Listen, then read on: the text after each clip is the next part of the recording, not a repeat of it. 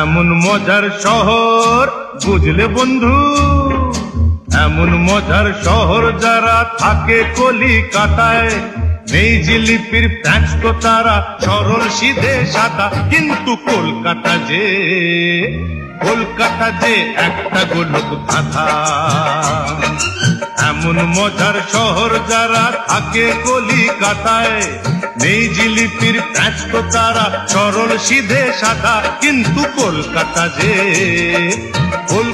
যে একটা গোলক ধাঁধা।